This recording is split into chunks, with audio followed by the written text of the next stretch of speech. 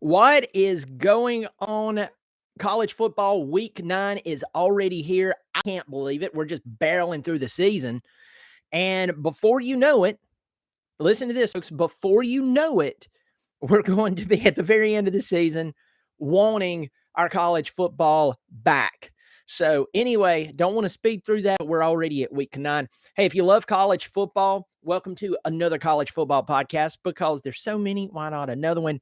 I hope you'll pass this along to all your friends and your neighbors who love college football. Pass along in the forums, on Facebook, whatever, and subscribe. It is free. Today, we're going to talk about some big games that are coming up.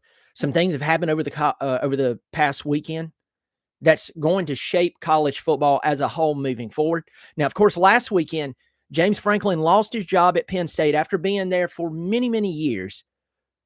But after having a 3-game losing streak, capped off by losing to Northwestern, and going 4-21 versus top 25, or not top 25, top 10 football teams, Penn State said, hey, it's time for us to move on.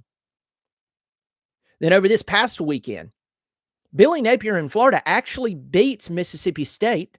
They improved from 2-4 to 3-4. But Florida said, hey, it's time for us to move on from you as well. In the next 30 days, they owe him $10.5 million. From what I understand, everything I've read, or what I read on it. And so now we have a bunch of jobs that are open. We have interim head coaches running things. And then you're getting these big jobs like Penn State and Florida. They're open. People are now looking at Tallahassee, asking, will Florida State make a move? And so it's really making the rest of this season extremely interesting.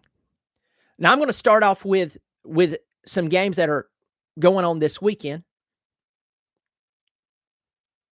And I'm going to focus on the top 25, probably go outside of the top, maybe go outside of the top 25 and talk about some interesting games. But first up this weekend, 12 o'clock on Saturday, this is on Fox. We have 2 of my favorite stories in college football. My 3 favorite stories in college football right now is Vanderbilt. They're number 10 in the country. This is the highest ranking they've had since right after World War II. I mean, it's crazy. But the other 2 is UCLA and Indiana.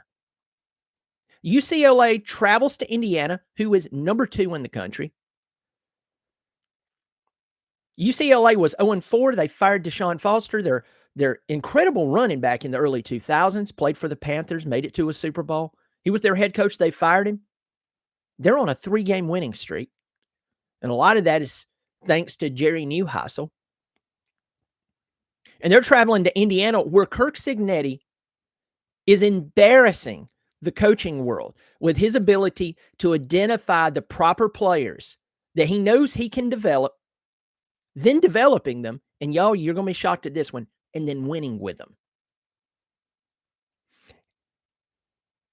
Right now, Indiana, and I'm a little shocked at this, Indiana is not only favored, which I would understand in this game, but they are a 24.5 point favorite in this game. So, though UCLA has turned around a lot of things, there are people, they're just not buying in. They're not buying in to UCLA going in and playing Kirk Cignetti. Now, Nico got hurt when they played Maryland this past weekend and comes back in, leads them to a win, only a 3-point win over Maryland. But listen, folks, this team was 0-4. They're on a 3-game win streak.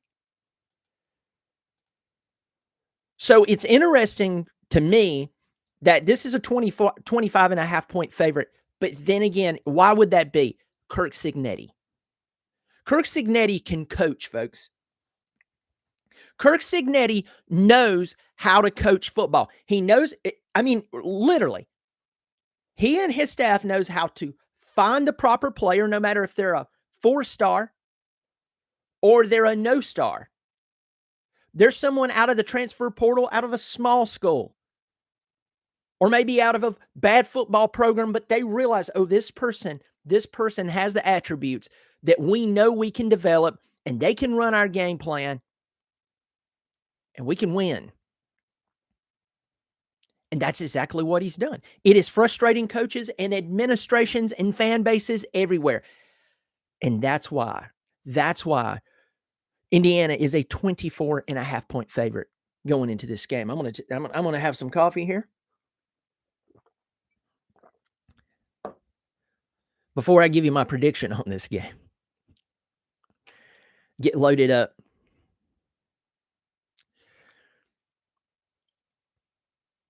This will be a very interesting game for me from the point of view of Jerry Neuheisel. And he's one of the best stories in college football right now. I've pumped my brakes on him and said, hey, listen, what he's done is incredible, but people don't have film on this guy. And that's why I pumped my brakes on Indiana after last season was people have film, a whole season's worth of film on Indiana now. They know how Kirk Cignetti's going to approach the game, even though they're different players. He's using the portal. He remembers his number one goal is to win. Indiana didn't hire him just for any reason other than winning. So, Neuheisel, people have very little film on his scheme. And so, as much as I admire what he's doing, the truth is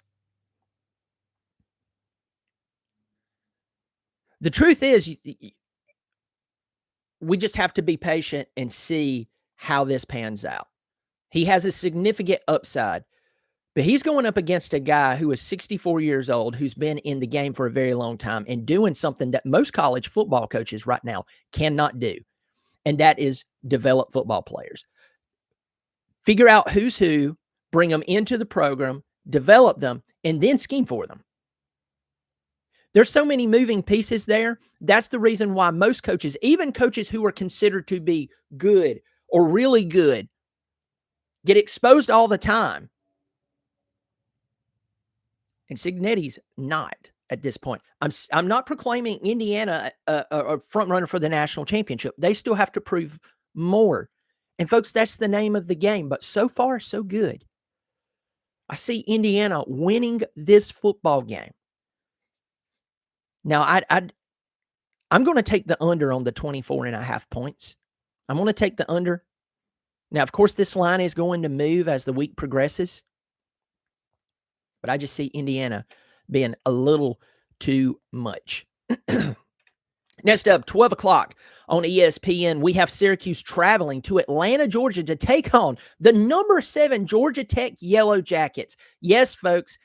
Yes, I just talked about number 2 Indiana, mentioned number 10 Vanderbilt, and Georgia Tech is number 7 in the country.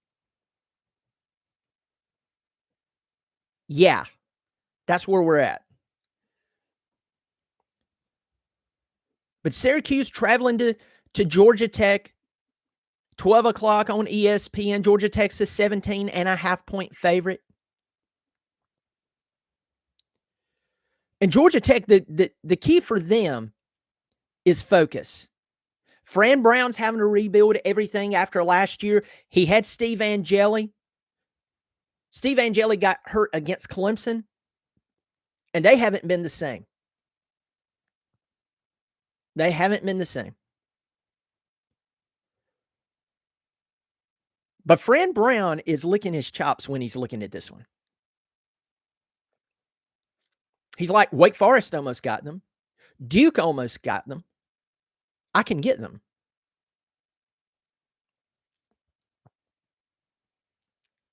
On the other hand, let's look at Georgia Tech. Go look at their schedule. The only really good team they're going to play, or good team that they're going to play until they get to the very end of the season, is really no one. The very last game of the year is, against in-state rival Georgia. What does that mean? These are all conference games. All conference games, and Georgia Tech does not have a team on the rest of their season that's in conference that can beat them. That's what I'm getting to. They're almost a shoe-in for the ACC championship game in Charlotte. But the key here for Brent Key is to stay focused. And Georgia Tech won this past weekend. They won against Wake Forest, barely.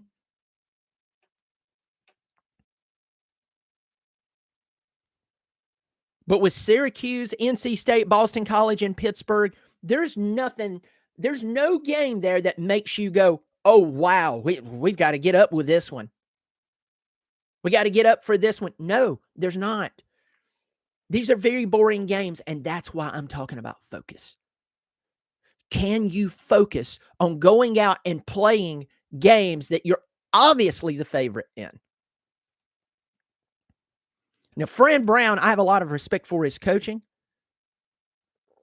Up to this point, I've seen really good things. And if Steve Angeli were healthy, good grief, the guy already had over 1,300 passing yards when he exited the game against Clemson, and that ended his season with a season-ending injury.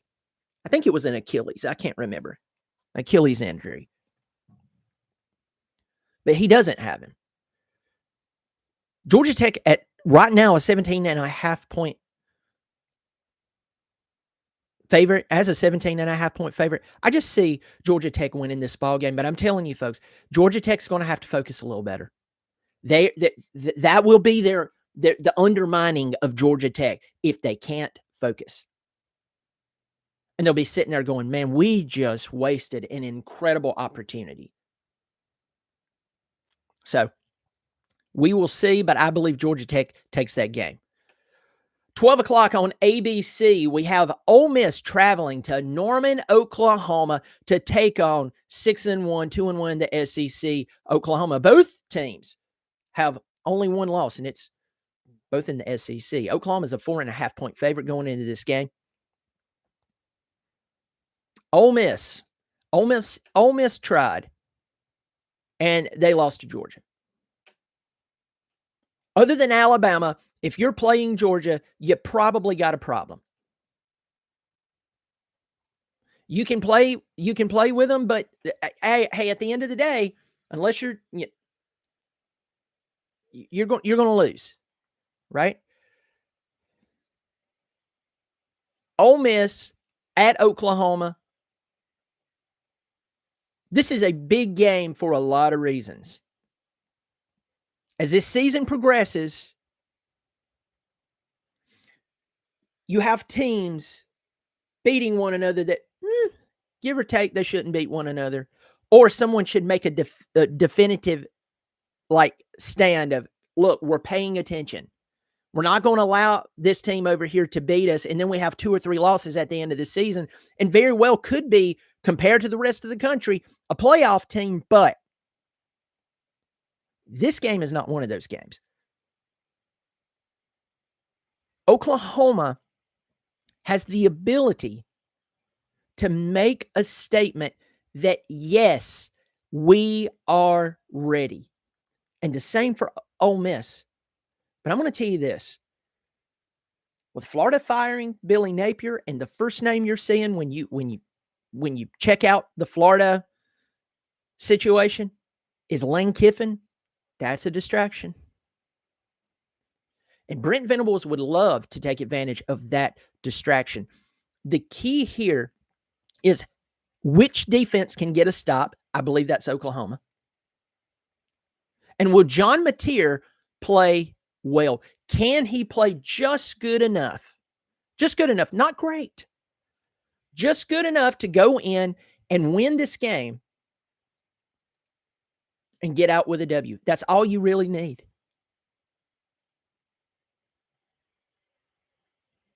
Now, we know he's been battling injury, probably going in a little too early. I didn't like that they played him in the Red River rivalry. Say that 5 times fast. Rivalry. But they did, and they lost. And probably his hand would be healed by now, or near 100%, had he not played that game. I mean, they really played Russian roulette there. And I'm a Brent Venables fan. With that said, I believe that Oklahoma is going to have enough working for them, enough in their favor, home field advantage. The defense is hitting on something. Mateer just doing enough. I see them handing Ole Miss their second loss in a row. Because too many things are stacking in their favor.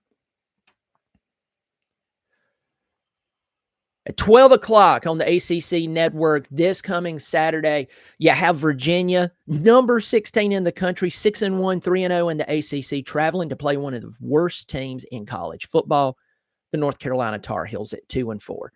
Here's what's shocking about this. Virginia is only a 9.5-point favorite. Now, some of you would say, well, that means they're a clear favorite. North Carolina is not good. I mean, they have played so bad. And Virginia's only a 9.5-point favorite. Vegas knows something. I know this line's going to move. I know one announcement could change everything. This player's not playing or that player is playing. And it could, I get it. With that said, 9.5 points? I mean, I think that Chandler Morris by himself could account for a good 14-point win. He's passed for 1,607 yards, 11 touchdowns, 4 interceptions. The key for this game is focus for Virginia. We are at that point in the season, week 9, where teams who have won a lot of ball games and maybe only have one loss or no loss, that when they go in to play a game like this, it's not a massive game. Game day's not showing up. The big noon kickoff shows not showing up. The big names in college football, the personalities, whether they're on YouTube, whether they're on whatever social media platform, they're not showing up for this game. Those are the games that will get you.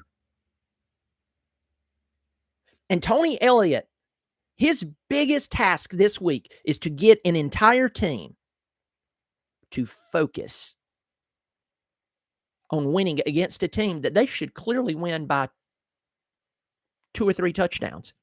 3 or 4 touchdowns. I misspoke there. 3 or 4 touchdowns. Now, I've seen North Carolina play, and I just want to tell you this. They're that bad. I see Virginia winning this ball game by 2 touchdowns. I see it. North Carolina's shown me nothing. And it's just after watching them growing, I was growing up watching them on TV, watching the incredible players, and then seeing this team now.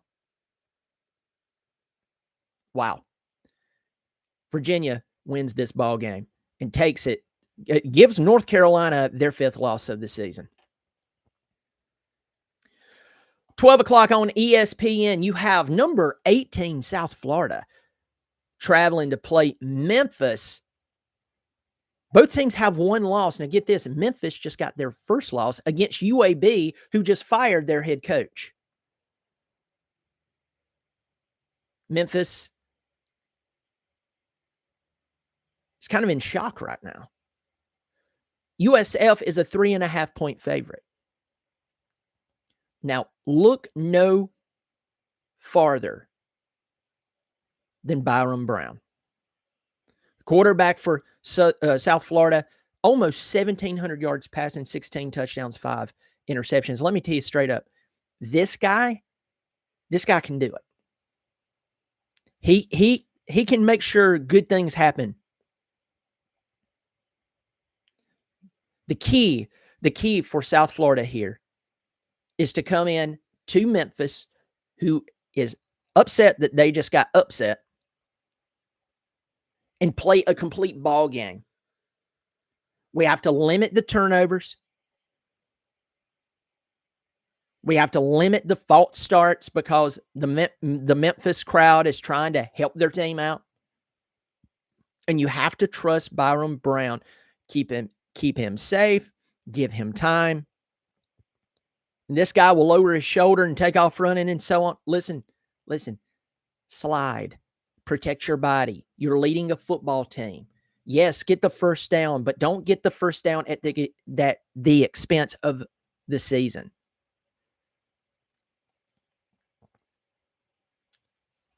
Memphis, can they rebound? The answer is absolutely.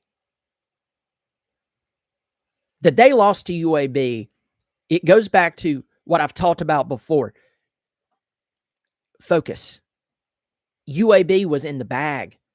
They have an interim coach. You're ranked in the top 25. You're undefeated. You play them and you lose. Why? Focus. We're at that point in the season where focus, that characteristic, will be proven that you either have it or you don't. And that's where teams who are really good and could make a potential college football playoff run can get left out in the cold because they're not focused. I see South Florida winning this game. It's really a toss-up, but I see South Florida going into Memphis and beating Memphis and making a statement. We are focused. I see South Florida winning the game. 3:30 on ABC, you have number 3, Alabama, traveling to the artist formerly known as South Carolina, going into Columbia as a 13.5-point favorite as of the making of this video. Alabama loses to Florida State. That's a head scratcher. That's a video all on its own. But Alabama and Ty Simpson, a guy who's passed for almost 2,000 yards, 18 touchdowns, and y'all get this one, 1 interception. Alabama is on a roll. And they go into South Carolina, a team who just fired their offensive line coach, a team who lost a ton of experienced talent from last year. And I told the South Carolina Gamecock fans, I said, hey, I know I have all this Clemson garb around me, and you're going to say that's because you're a jealous Tiger and everything. Folks, put the rivalry aside. Put Gamecock or Tiger aside. Anytime you lose that much talent, that much experience, unless you're Ohio State, you're not going to rebound from it. Unless you're a Georgia, you're not going to rebound from it. And even for them, it's going to be a task.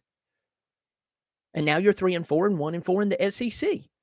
Lenora Sellers is running for his life, and that is the be-all, end-all there.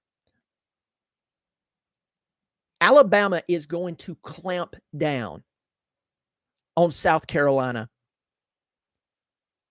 They're going to clamp down on Lenora Sellers. He's going to get a couple of big runs here. He may keep it close early on.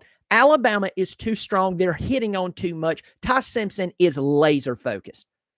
This guy is not making dumb decisions. This guy is energetic when he needs to be energetic, and he's calm when he needs to be calm. You can tell he's been around the program for a long time. And now that Jam Miller is back, good grief. I see Alabama winning this game by 2 touchdowns because I've seen South Carolina play a lot. I've seen Alabama play a solid amount, and I'm telling you, it's night and day. And if South Carolina really makes some early mistakes, this game could get out of hand. I see Alabama winning in Columbia and improving to 7-1 and make a bold statement.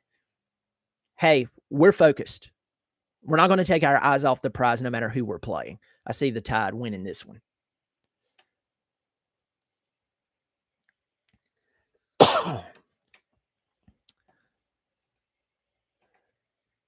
3:30 ESPN. We have number 15 Missouri, 6-1, traveling to number 10 Vanderbilt, 6-1.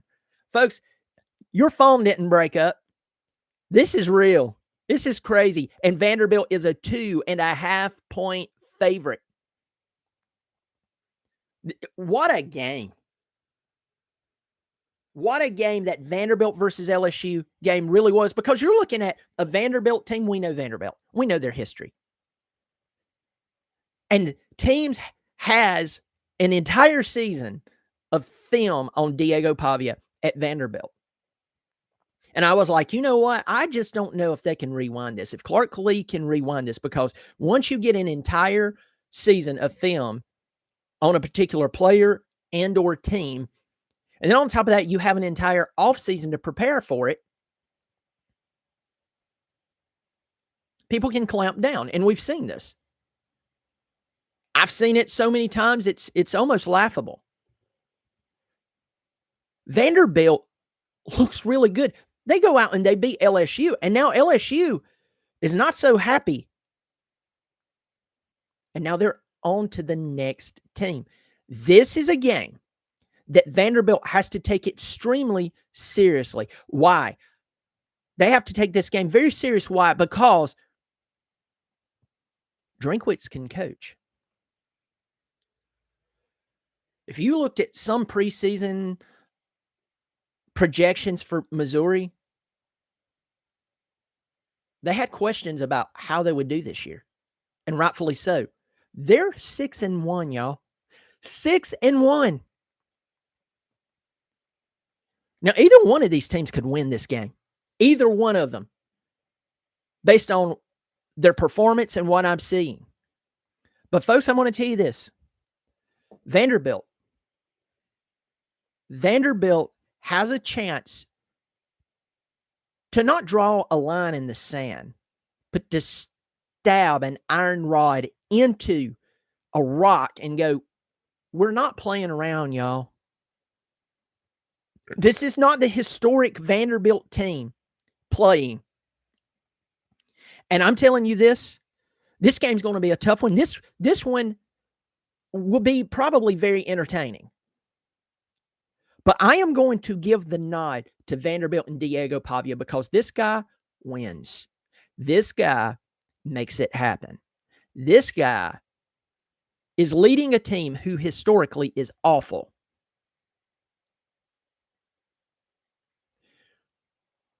I see them getting the job done and beating Missouri. But folks, don't be shocked if Missouri pulls this one out. They have it. They can do it.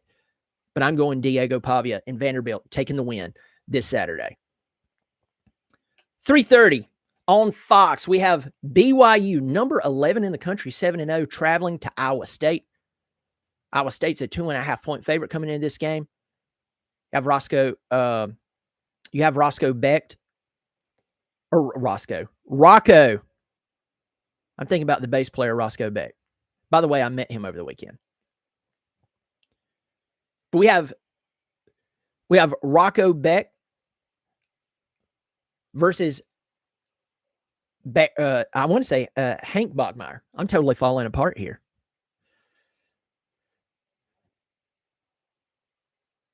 But I've got to go in and look at his name now. It's Bear Bachmeier, right? I am losing it. This is kind of funny. Pretty sure it's Bear. Yeah, it's Bear Bachmeier.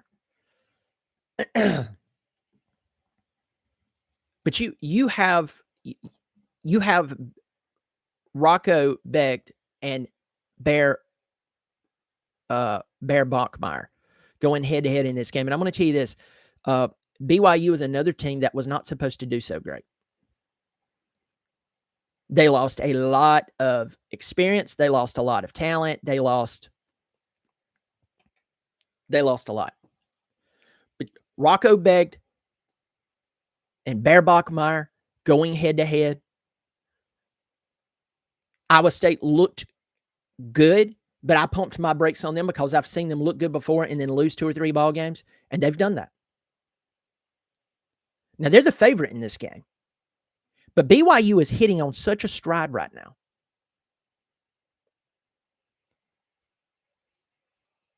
LJ Martin, 127 carries for 774 yards and 4 touchdowns.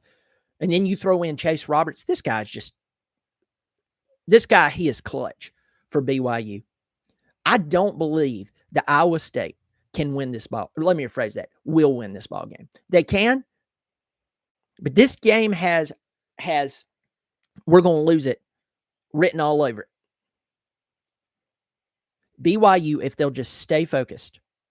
This is not a massive game, but it's not a small game. Just stay focused. Go in, do the right things. Allow Bear Bachmeier to lower his head when he needs to, yet protect his body. He will get the job done. Folks, Bear Bachmeier is he's a Haynes King-like workhorse quarterback. And he's getting it done, and that's why BYU 7-0. I believe they improved to 8-0 and beat Iowa State.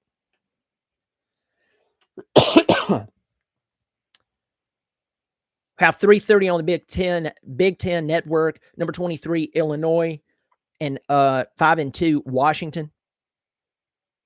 This is in Seattle. Washington, at the time of this video, is a 4.5-point favorite. I'm going to tell you right now, I see Washington winning this game. Illinois, they're not a bad team, but they are definitely not a strong team.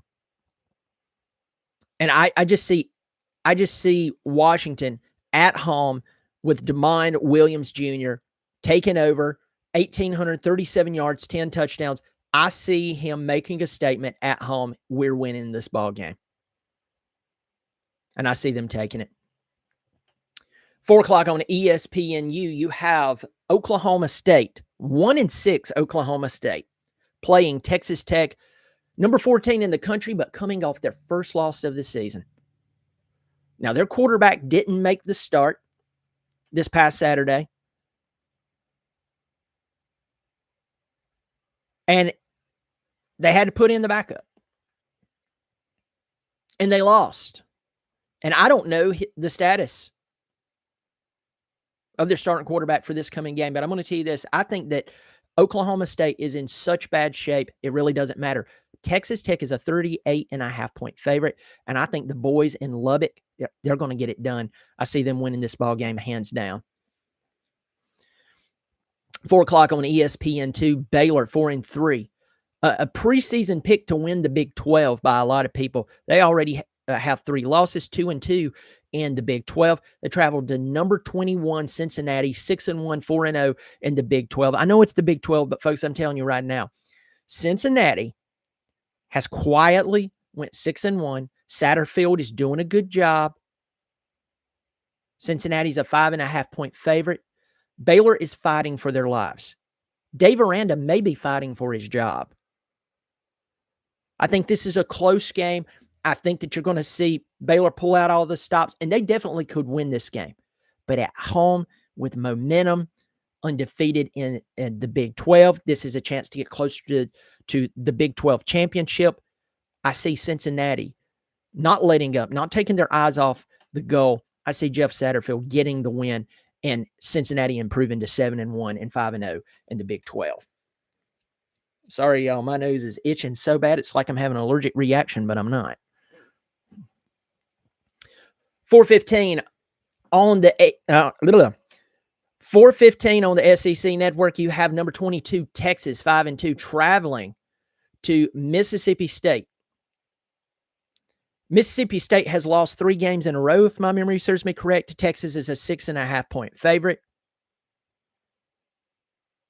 This is an extremely winnable game for Mississippi State. And if you know very little about them, they're much improved. They're on a 3-game skid now. And Jeff Lebby can coach. On the other side, you have all the money being poured into Texas. You have the Arch Manning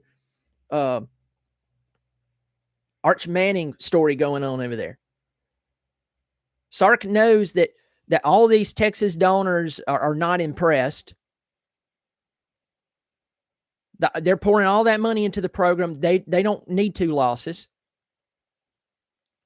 And whether that seems unreasonable to you and I, a lot of these donors have a lot of money because they either A, inherited, or most of them are very good business people, and they understand return on investment. You invest a lot of money in hopes of getting a lot of money back. And Texas is number 22 in the country, losing to Florida and Ohio State. Ohio State, you get. Florida, no. And so Sark is coaching, I don't think for his career. I think he's fine there unless he just really burns things down this season. On the other hand, you have an opportunist in Jeff Lebby, a guy who's turned his team around. Even though they're on an 0-3 skid, this is turning it around for Mississippi State. I see this being an upset special. I see Mississippi State taking this game potentially down to the wire, but I see Texas outlasting them and winning this ball game in Starkville, getting out by the skin of their teeth and improving to 6-2. We have Texas A&M, number 3, traveling to Baton Rouge to take on number 20 LSU. And as you're looking at this game, Texas A&M seems to be the clear favorite, considering how they've played. I know this game is in Baton Rouge, and everyone wants to talk about, it's going to be a 7:30 game. It's going to be on ABC, Herb Street, and Fowler. It's going to be a good one. Sure, I get that. But I've also watched LSU play a lot this season. And, folks, I'm going to tell you this. LSU does not look dominant. Their offense does not look dominant. Their offense looks like if they play a team who can shut them down, they will shut them down. And I look at Marcel Reed and how he's playing, 1,770 yards, 15 touchdowns, 4 interceptions, and just the overall physicality of the team. The overall performance of the team. And I just see Texas A&M beating LSU in Baton Rouge, giving them their second loss in a row, third loss of the season, and they would drop to 2-3 in the SEC. And watch those Tiger fans get really, really angry. Well, folks, that's all for this video. There's other games that's going on in the top 25 that are kind of blah. If you're a Clemson Tiger fan like myself, we're actually off this week. We have a bye before we go and play at home against Duke on November the 1st. But I appreciate you joining in. I got Army 3275 in here. I have Sooner History in here. It's good to see both of you in here. Folks, if you like what I'm doing, and this is a brand new channel for me, my Clemson channel, it's really taken off. It's doing very well. It's 3 years old. This channel is just a couple of months old, if that. If you like what I'm doing, I hope you'll pass it along to your friends, your neighbors, pass it along in your forums, on Facebook, and just say, hey, this guy's talking about college football, and he seems to be straight up about it. I am an independent, so if you like that thing, I hope you'll do it. Also, hope you'll subscribe. It's free. Yeah, it's free. So passing along is free. Subscribing is free. And if you hit the thumbs up, that's free as well. You take care of yourself, and we'll see how this week shakes out. But college football, the posers versus the true contenders, it's being exposed. And this week will tell us even more. Y'all take care and catch you later.